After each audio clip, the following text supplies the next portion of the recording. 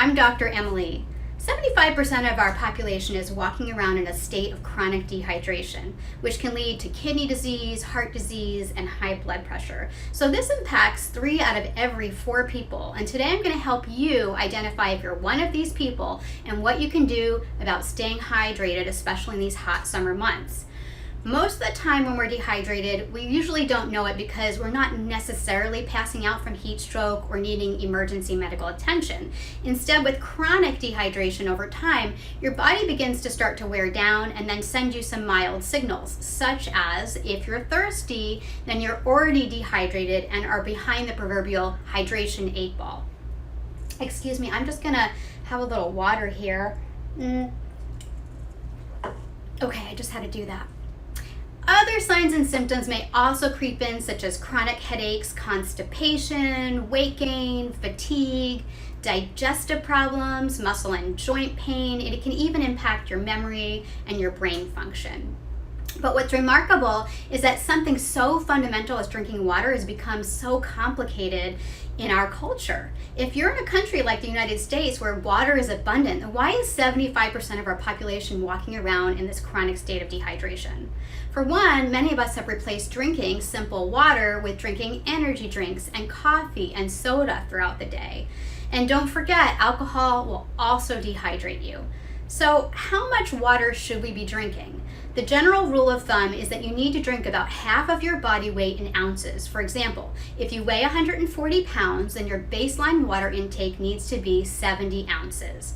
Now that does not take into account how hot it is outside, or whether you've exercised or are playing sports, or how much body fluids you may have lost, or any other health conditions that would place extra demands on your body for more water. So the first thing that we need to do is start by calculating our baseline. That's your body weight divided by 2, and that'll give you the number of ounces of water that you need per day. And then as the demand goes up, your water intake will also need to be increased. In the hot summer months, you want to stay ahead of the game. If you know you're going to be outside, working in the heat or exercising or sweating a lot, you'll want to start hydrating at least a couple of hours beforehand. Most people's instincts is to reach out for Gatorade or a similar electrolyte drink.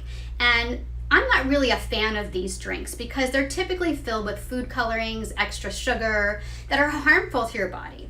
You should not be drinking anything with a neon color. For instance, Gatorade contains yellow number 6 food dye, which has been linked to a greater risk of developing breast cancer in women and has also been linked to adrenal tumors. It's banned in Norway and Finland, and the rest of Europe has labeling requirements on companies that use this food dye in their products. They actually have to put a food label on their product that reads, quote, may have an adverse effect on activity and attention in children. So it is actually damaging brain function.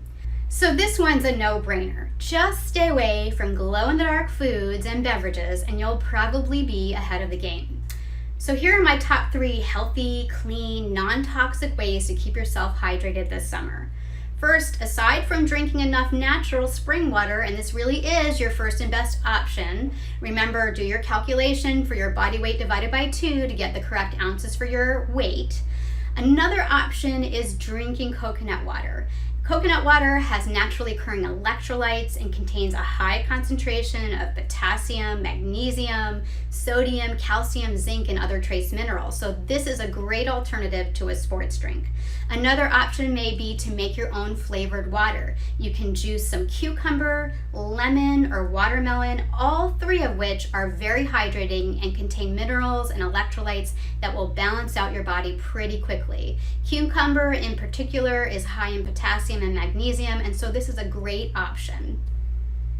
In my next video, I'm going to talk about your best water sources for clean water, how to avoid those plastic bottles, and my favorite sports rehydration products. So stay tuned for that. And in the meantime, stay ahead of your thirst and have a cool, well-hydrated summer.